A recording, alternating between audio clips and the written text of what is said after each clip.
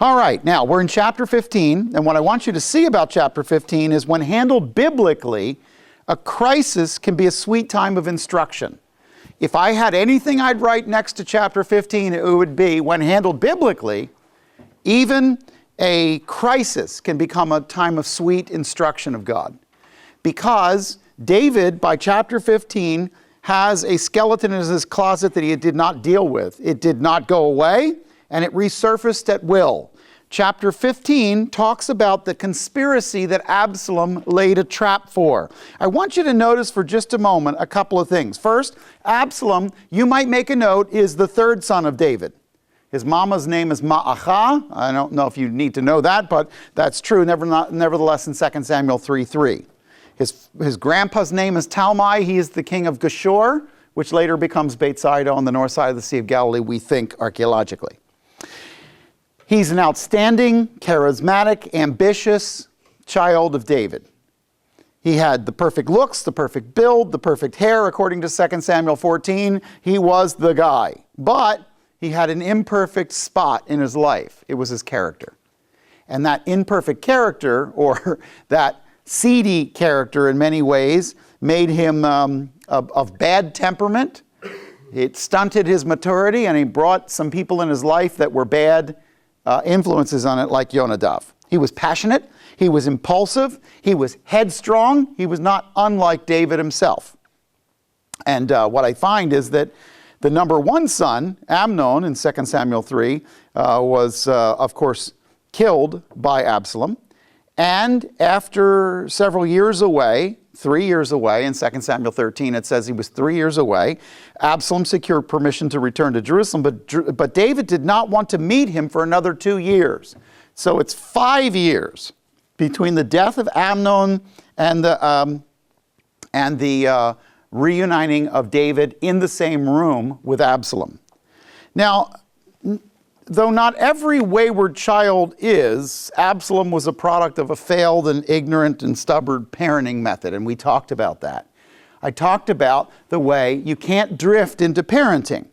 But here's the thing. The two words that I want to ring in your mind when you think about David confronting his sons was did nothing. Felt strongly, did nothing.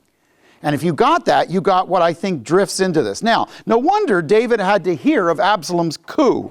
Look what it says in chapter 15. It came about after this. Absalom provided for himself a chariot, horses, and 50 men as runners before him. In other words, he set up a secret service for himself. And when he went, he always had an entourage to make himself look more important. So Absalom provided for himself a look of importance that he didn't have. Then, it says, Absalom used to rise up early and stand beside the way to the gate. And when a man had a suit to come to the king for judgment, Absalom would call him and say, "From what city are you?" And he would say, "Your servant is from one of the tribes of Israel." And Absalom would say, "See, your claims are good and right, but no man listens to you on the part of the king."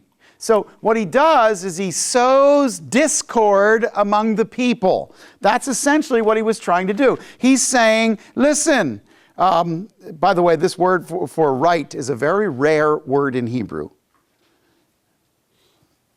Nakoach is like, direct or plain or simple. He says, nobody's able to give you a plain or simple answer to your question.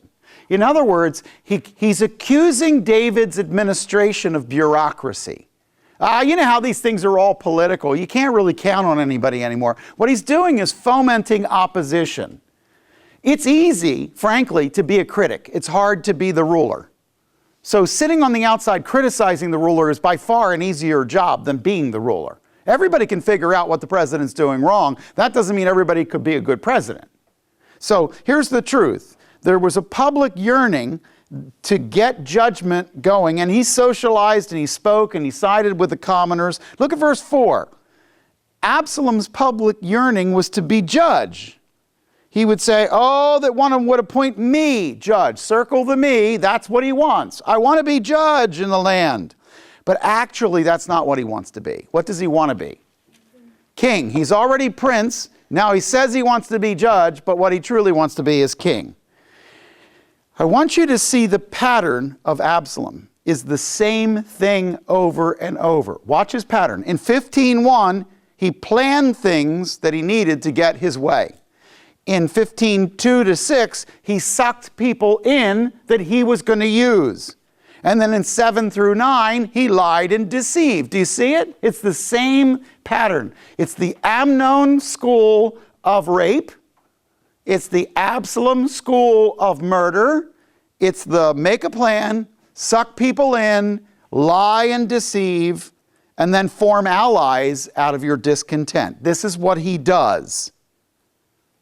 It's interesting because if you look in verses 2-6, he's actually pulling people in. In verse 6, it says, in this manner Absalom dealt with Israel, who came to the king for judgment. So Absalom stole away the hearts of the men of Israel. There it is. That's the underline. He stole away their hearts. This is, he's going to foment. By the way, it is easier to get people discontented than to get people contented. Is everybody aware of that? All you have to do is take an almost perfect circumstance and start talking about the one thing you don't like, and people will start complaining. It's very funny. I take people on cruises, you know this, and when I'm doing speaking on cruises, the first night they get on, and you know, cruise ships, I don't know if have any of you been on cruise ships? Okay. At some point in your life, you need to do this. And they're cheap out of Florida. They really are. So you get on a cruise ship and there's this, just picture this 5,000 people floating in this massive vessel. Now, if you're afraid of boats, these are not boats. These are cities. Okay, yes, they move, but it's more like this. You barely feel it. And what's unbelievable is you get on and there's this marvelous place, and then you go to the first meal, and the first meal they start serving you, and there's all this food, and you're just going, this is wonderful. By the third night, people become food critics. It's like they've been on the Food Channel. They'll be like, well, my filet mignon wasn't exactly the way I like it, and that mousse, it could have been a little smoother or creamier. Come on, 2 days ago you were going, now you're not drooling, now you're a critic. Now you think you should get the little spoon to hang around your neck and walk around and tell everybody what's wrong. It is easy to create criticism. It is hard to create harmony. And David is working at trying to harmonize a judgment system. It's always easier to side with somebody and rail against somebody else. It's always easier to do that. So look at what he's done. What's interesting in 13 and 14 is he tries to deal decisively with the immediate danger when trouble came up. I want you to drop down very quickly. It says he goes through, let's say, 7. It came about at the end of 40 years. Absalom said to the king, please let me go and pay my vow, which I have vowed to the Lord in Hebron. For your servant vowed a vow while I was living at Geshur and Aram. If the Lord shall indeed bring me back to Jerusalem, then I will serve the Lord. Then the king said, go in peace. So he arose and went to Hebron. And Absalom sent spies throughout all the tribes of Israel. As soon as you hear the sound of the trumpet, then you shall say, Absalom is king in Hebron. I want you to notice something about that couple of verses. In Absalom's case, as in Amnon's, every major trick started with David's permission. Isn't that interesting? They always go back to their dad and get him to sign off unknowingly. So David doesn't seem to be aware of Absalom's turned heart. But isn't it interesting that David always buys in? He's always the one who says, oh yeah, go to the party. Yeah, that'll be fun. Okay, yes, go serve your brother while he's sick in bed. Sure, why not? Oh, sure, go to Hebron and you feel free to, do whatever you need to do there. If you've got a vow, by all means. It's interesting also with Absalom, how David's children know that if they want to get a yes, they put God language in it. I have to do this God thing. It's all about God. Absalom's not following God at all. And what you'll find is there's nothing more hollow than the person who is talking to a person with a walk with God and trying to get help from them or trying to get something out of their hands by using God language. You're going to see this a lot. Okay, this is the guy who wants to win the vote by saying, yes, I'm faithful. Look at his life. His life screams he doesn't know God. Now what's interesting is that you go down, verse 10, he's now set up this kind of plot, when you hear the trumpet, rally to me. Verse 11, 200 men went with Absalom from Jerusalem who were invited and went innocently, and they did not know anything. Look at what's happening. He's sucking people in, and some of them are guilty, but some of them are hanging on his reputation because David said he could go and because it sounded like a God thing. I want you to understand that when Satan is going to move, he's going to move within the church and get a lot of innocent people to sign on board with what he's doing, to do the criticism along with him, and they're not going to know that what they're involved in is destruction. Go on Facebook. You check this out. You're going to find all kinds of Christians posting, the church is dying. We've got all these problems in the church. It's the church's fault we didn't reach the generation. That's not true. The problem out there isn't the church. The problem out there is sin, okay? And in it, you have to understand, we live in a society that has increased the value of dialogue. So now, instead of a radio announcer telling you something, it's a call-in show where all kinds of people who have no background in this air their ideas about it and enrage one another. Or you go on Facebook and somebody posts something that an expert spent 20 years studying, and people put comments down below and they believe they're equal to the expert. Because they have an opinion, they think they have an equal opinion. Let's go down to verse 12. Absalom sent for Ahithophel, the Gilonite, David's counselor from his city Gilo, when he was offering the sacrifices, and the conspiracy was strong, for the people increased continually with Absalom. There was attrition. David's own counselors look like they're being drawn off into it. And what I need you to see is that the model of what to do when a crisis comes is what I want you to pick out here. Look at a model. Stop. What do I do when a crisis comes, even if my sin caused it? The first thing I have to do in the first 12 verses is recognize it's happening. That's the first thing I have to do. If I don't recognize a crisis is brewing, I will never deal with a crisis I don't know I have. This is what I said to you Sunday night. When you have a squeak in your car, don't turn up the radio, find the squeak and fix it. Okay? Now, do we all know what we're going to do? Yes, turn up the radio. But the point is that it won't go away by itself, it'll get worse.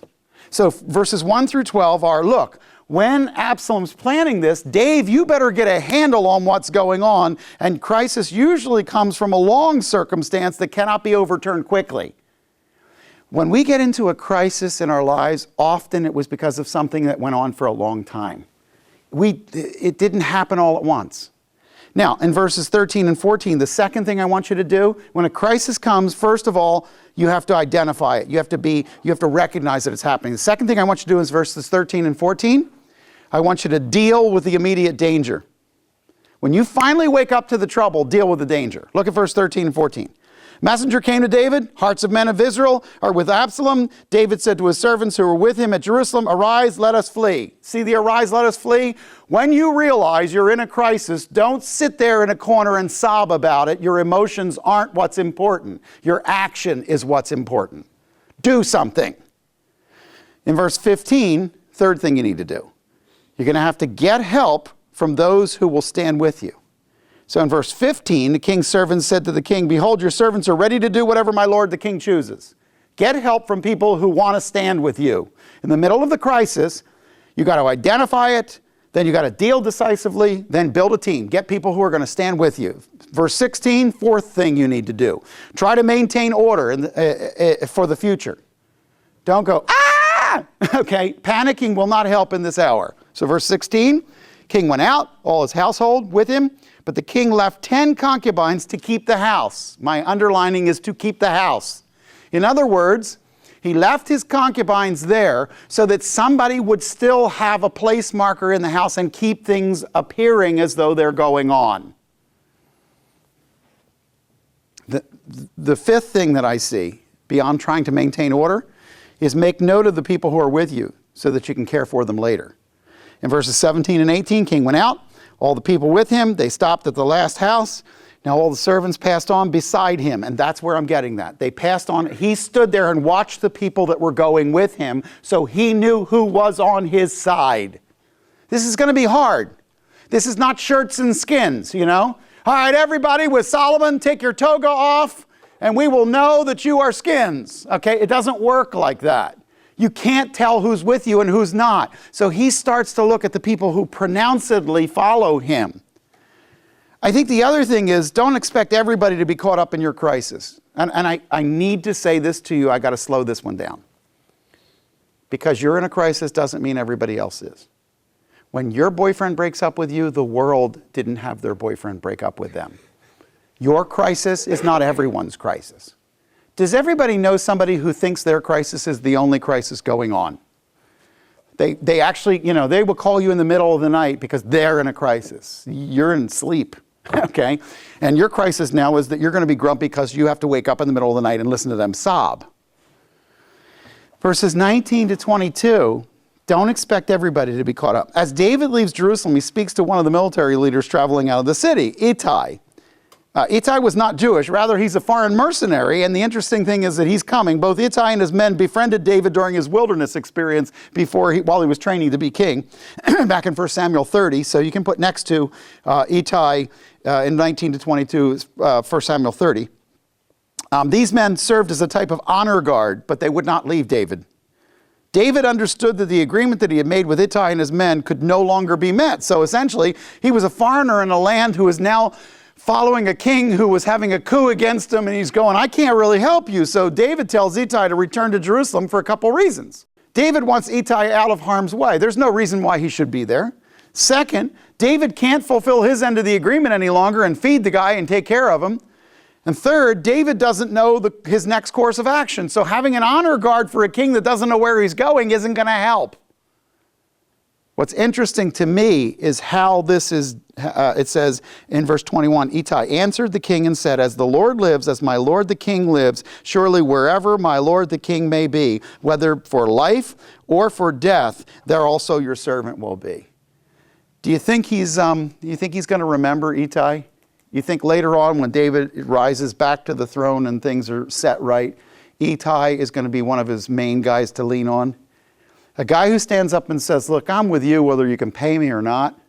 I'm with you whether we die together or not. I promise to guard you, and I'm going to guard you whether you can pay me for it or not. That guy is a guy you want standing next to you. So I would say this, don't expect everybody to be caught up in your crisis. Make sure that you let people off the hook if you can no longer meet your responsibilities to them. But David, knowing that, gets the reward of finding out who his real friends are. Let's face it, in the time of a crisis, when you offer nothing to anyone, you'll find out who your real friends are. When you're a mess and you, frankly, are offering nothing to them, you will find out who your real friends are. You will find that there are many people in life who are your friend as long as you have something they need. Okay? I work in a position of leadership, and many people who consider themselves my friend wouldn't be my friend if I didn't have something they wanted.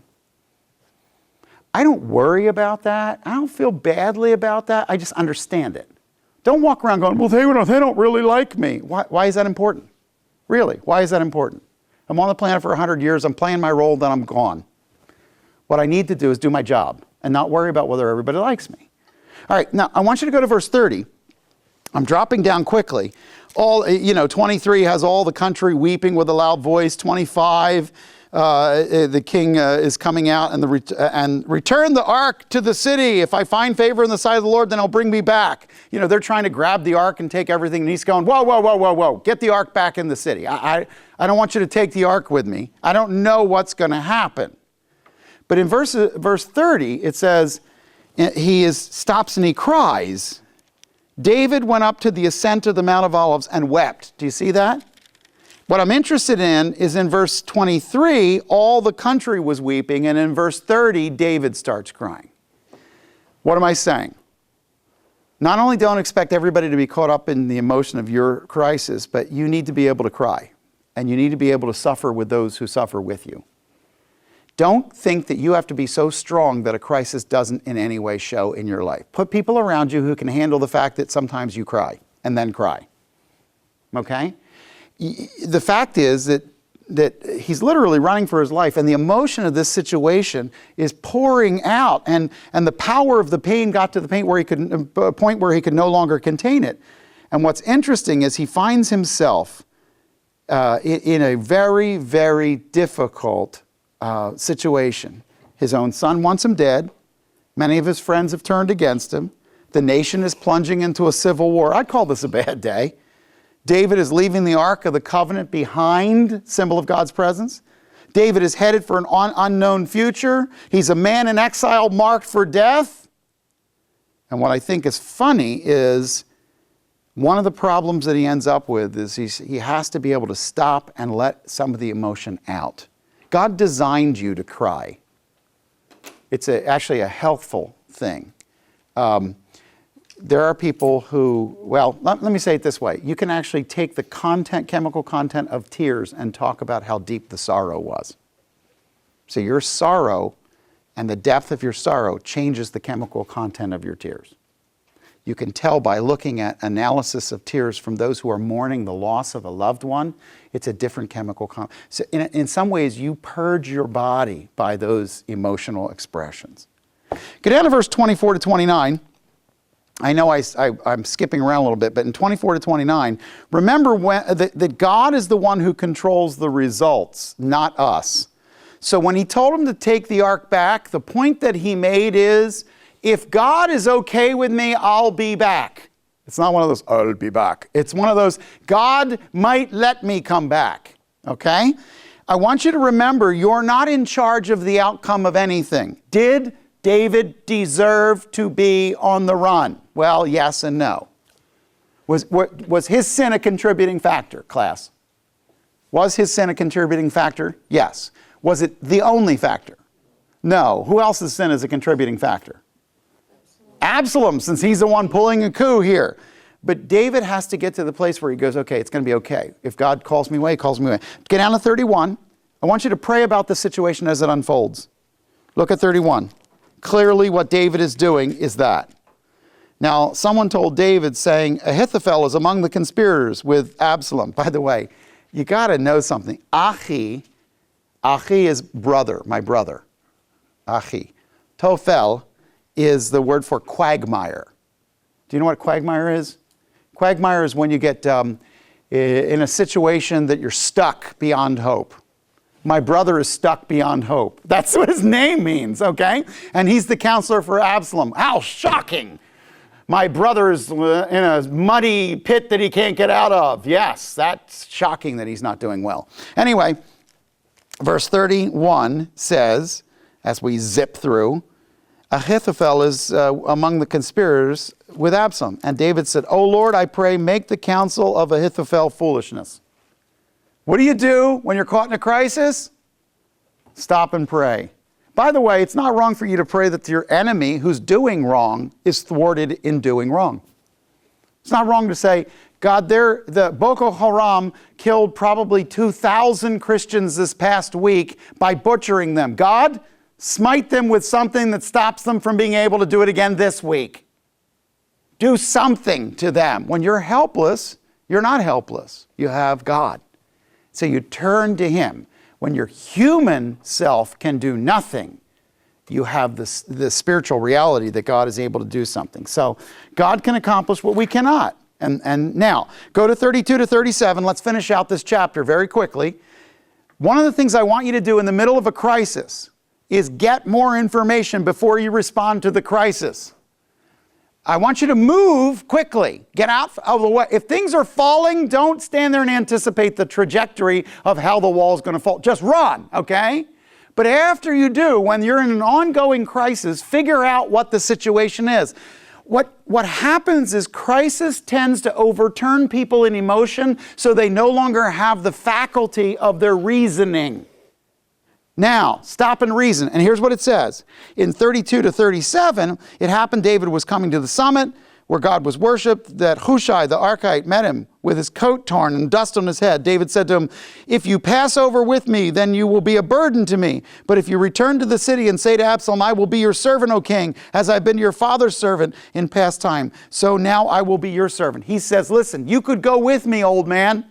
But if you go with me, you're going to slow me down. Rather, I'd like you to go back and be my spy. You've been a counselor to me. Walk into my son and tell him you'll be a counselor to him. By the way, I'm going to need information and you're going to get it for me. So the best way you can serve me is not run with me, but go back to Jerusalem, deposit yourself right in the throne room, offer advice, and listen to everything, because I'm going to need you. My point is this. By fleeing and fleeing the coup attempt with David, he wasn't helping. He could help more by staying. One of the things you want to do is get more information on exactly what you're up against before you try to mount a counterattack. And when a crisis is handled biblically, it can be a time you can actually learn something, a sweet time of God actually teaching you something. And so you're going to find that's happening in the background of this text. You get out, chapter 15, and you walk away from David under a crisis and the microscope of a crisis and exactly what to do. All right. By the time you move to 16, you start finding out that there are always many voices that arise during a crisis. Chapter 16, in a nutshell, crisis comes, many voices rise. The key is to seek God, because experts don't necessarily know what God wants. Okay? I'm not saying don't have experts. I'm saying at the end of the day, take their expertise and lay it before God. Because God knows what you want, what He wants you to do, and that's what's most important. And ultimately, there are two sections to chapter 16. Before we go to a break, let's just cut the chapter in two sections. 16, 1 to 14 is the story of David's encounters. 1 to 14, the story of David's encounters. And then 15 to 23 cuts to the story of Absalom's arrival into Jerusalem. So we're going to use a split screen now. The first half of the chapter is going to tell you the story of what's going on meanwhile with David. This is what's happening. Second half of the chapter, now back in Jerusalem. This is Absalom's arrival to Jerusalem. Everybody with me? Good. What I want you to do is I want you to mark out 6 people, then we're going to go to a break and we're going to come back and examine them. Okay? Mark out 6 people. By the way, we're going to a break because I'm missing coffee. There's 6 people that reveal the kinds of people that come to you in a crisis. So the first half of 16 gives you 6 people that show up in the middle of a crisis. Let's see if you can pick them out. First one in verses 1 to 4, I want you to circle Ziva. Ziva the servant. And then I want you to put next to verses 1 through 4, opportunist. What's an opportunist?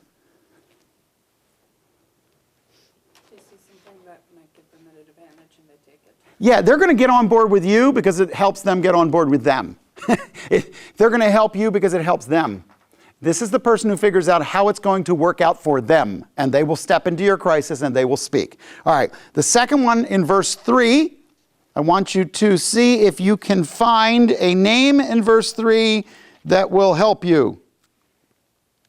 Verses 3 and 4, you'll find his name in 4, but he's referred to in 3.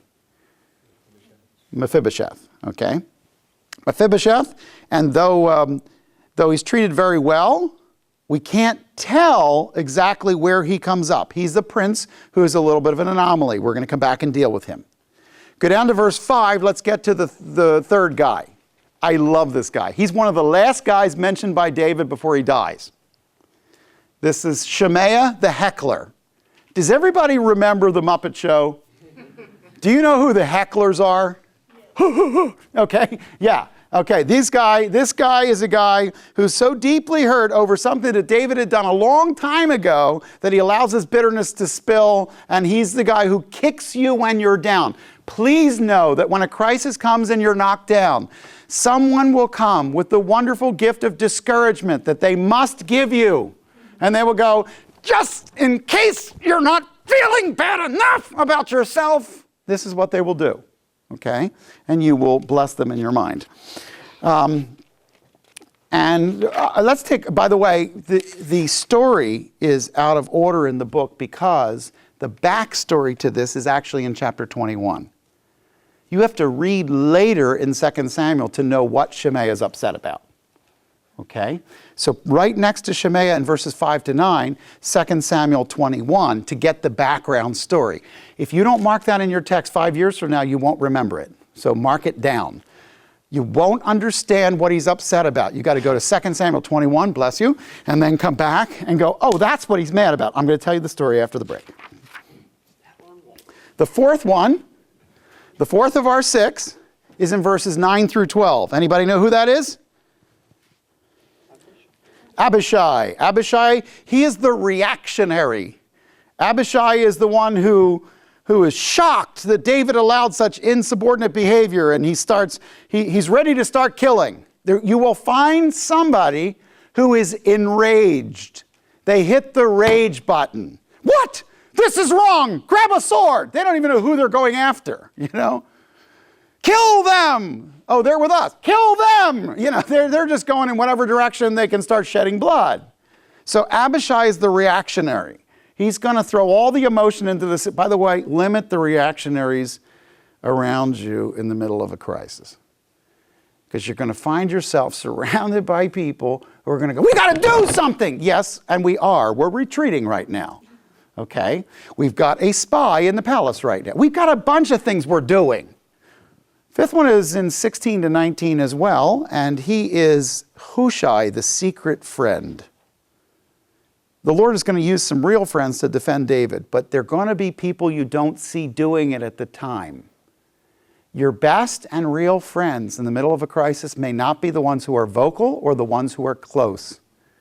They are probably the ones who are on their knees. And some of them probably have your last name. Okay? Then we'll go down to 20 to 23. And this is the expert, Ahithophel, the expert. Ahithophel, the expert, my brother is a quagmire, is what his name means, okay? So Ahithophel, my brother's stuck in the mud and he's a mess. Oh yes, that's a great name. At any rate, it's probably just meant that on the way to the, you know, the midwife was coming for his birth and she got stuck in mud or something, and they ended up naming him that. Anyway, but he looks like he's on top of the world and he's an expert. But by the time we get into this, we're going to find out what each of these 6 people do. Do you have the 6? You have them broke out in your text. Do you have the 2 Samuel 21 story background, at least, so that you're sure when you get to Shemaiah, you know what that's about? What was 5? The 5th one? 5th one was Hushai, the secret friend. And you'll put him in 16 to 19. Meanwhile, quietly listening for David. And he's back with Absalom, playing Absalom's counselor, but he's actually David's friend. Some of the most powerful things that are going on are secret. You know, in government they say those who speak don't know, and those who know don't speak. Okay? Very often, the most important and powerful people that are doing the real things are not on Facebook telling you their opinion. In fact, pick out the real people in the world who are really moving the calendar of the world. See how many of them have a Facebook page. Almost none. You know why? Because you can't shape the world and worry about everybody's opinion as you do it. You can't do it. So you move ahead. And by the way, those who do have Facebook pages, it's not them. It's someone else. You know, they have some guy in some corner office and they drop by every now and then and tell them to post something so it looks like they're doing something, okay? I think you're not going to be surprised, but the president doesn't write his own speeches and he doesn't do his own Facebook posts, okay?